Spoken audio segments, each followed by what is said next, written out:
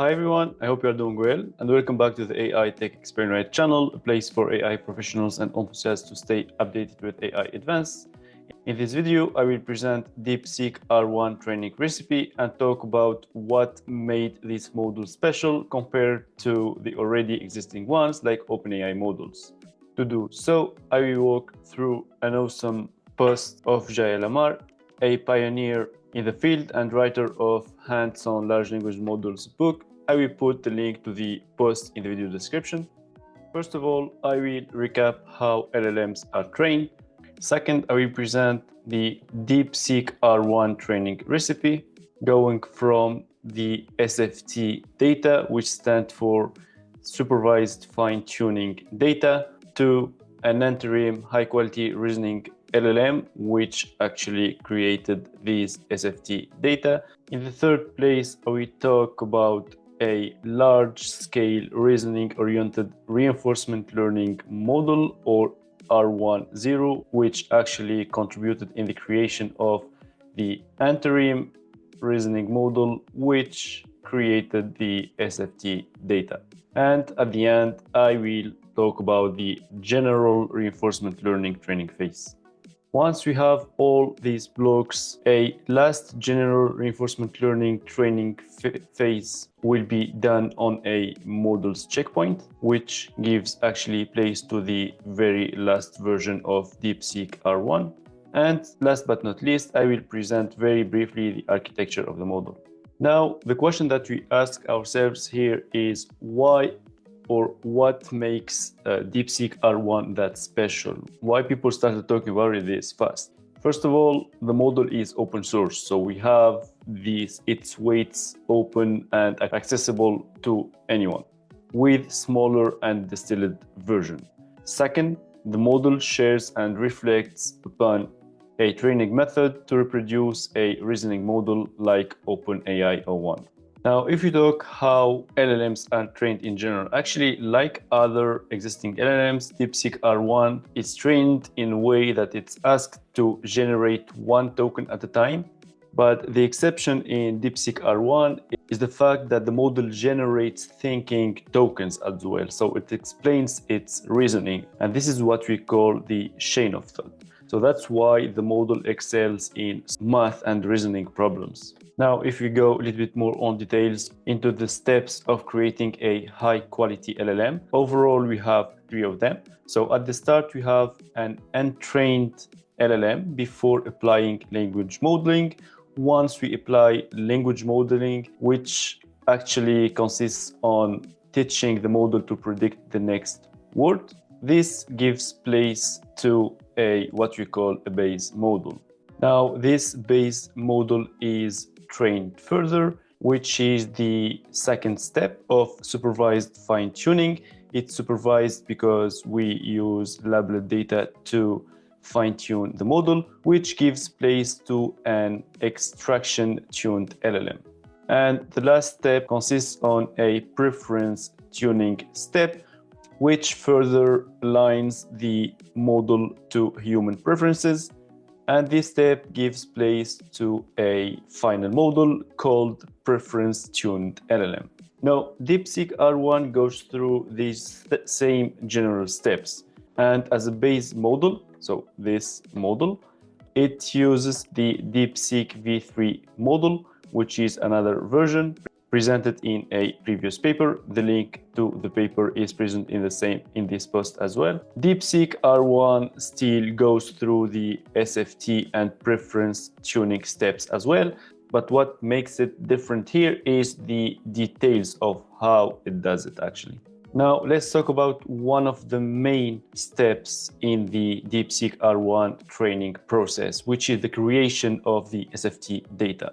And this data consists on long chain of thought reasoning example. In total, we have like 600K of them. The problem is that they are hard to come by and very expensive to label with humans at this scale, like 600K examples. This is what takes us to a second main step in DeepSeek-R1 training, which is the creation of an interim high-quality reasoning LLM This interim model is considered as a precursor to R1, specialized in reasoning, and it's actually inspired by a third model called R10. We'll talk about it in the next slide.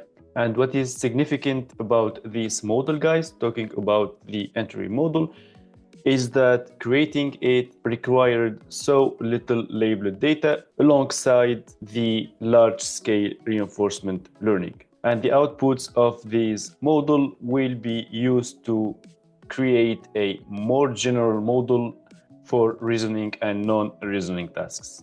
Now here we talk about the third model, the R10 model, which made the creation of the interim reasoning model possible.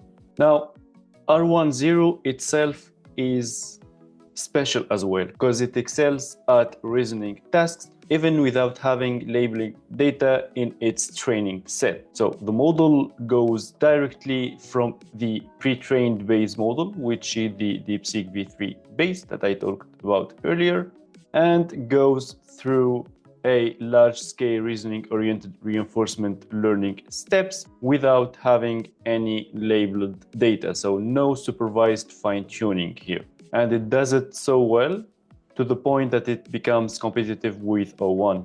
And this is significant because we've always been convinced that having a labeled data is the fuel of machine learning model capability. But here are the 2 points that made that model that good. First of all, modern base models, in this case DeepSeek V3 base, have crossed a certain threshold of quality and capability. In our case, the DeepSeek V3 base was trained on 14.8 trillion high-quality tokens. The second point is that the reasoning problems can be automatically verified or labeled. I will show you an example to explain this further. So if we take this example, we ask the model to write a Python code that makes a list of numbers, returns them in a sorted order, but also adds 42 at the start. We give it to the model checkpoint, which is under training, and let's suppose that the model generates these 4 solutions. The first one here is a joke about frogs, so we agree on the fact that this is not code. If we take echo 42, this is not Python. If we take the third solution, it won't pass the unit test, but let's assume that the fourth one passes them. And again, these annotations can be automatically done, so no human intervention is needed here. These results can be converted to scores, like what we see here, low and high, and here where the concept of reward in reinforcement learning is introduced. We inject these results to the model so that it less likely outputs low score solution like these, so the negative ones, and more likely to output high score solutions in response to such a prompt, which is this one. And this process of generating reward signals and updating the model, what makes the model continue to improve on tasks over the reinforcement learning training process. So if we take a look at this graph, here we have the training steps, and here we have the AI-ME accuracy.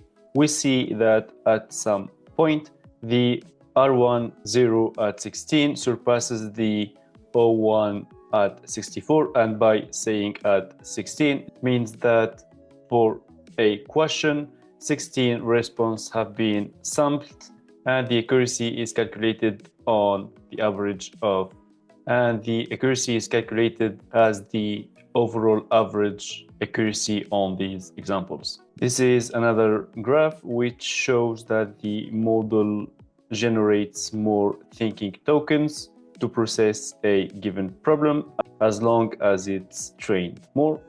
But the problem with the R10 model is that despite it scores high on reasoning models, it is less usable than desired, as it struggles with challenges like poor readability and language mixing.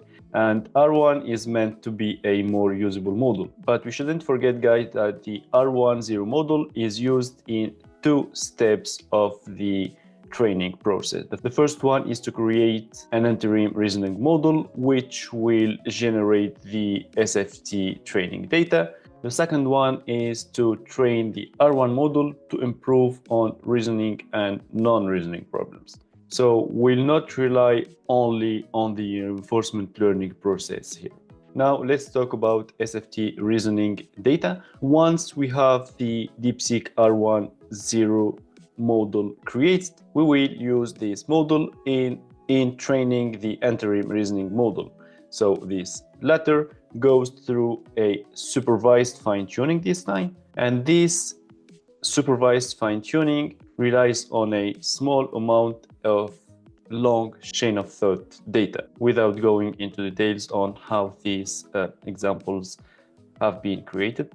But the question that can be asked here, as we have this small amount of data, why are we relying on the reinforcement learning process? The answer is that here it's a scale problem. The few thousands of examples are actually 5,000 examples, but to train R1 we need far more, like the 600K that we've talked about in the beginning of the video.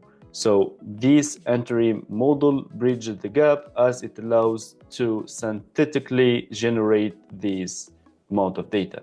And as you see here, like 3 million examples have been created, but after that filtered to have 600K examples.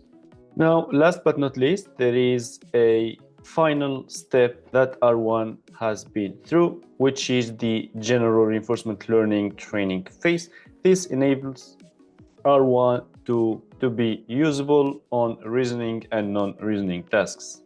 The process is similar to the reinforcement learning process we've seen so far, but for the non-reasoning tasks, a safety and helpfulness reward models are used. Congratulations, guys, if you made it till this point of the video. I will talk very briefly about the architecture. So the DEEPSEEK-R1 architecture is a stack of transformer decoder blocks like GPT-2, 3, and so on. It's made of 61 of them. The first 3 ones are dense, but the other ones are mixture of expert layers. I might create a video to explain the mixture of experts concepts, guys. So this is it, guys, for today. Thanks for watching. I hope you liked the video, and don't hesitate to put a thumb up if it's the case. And please don't forget to subscribe to the channel to have more videos like this one. Don't hesitate to put a comment if you need more details on any concept about which I talked so far, and see you next time.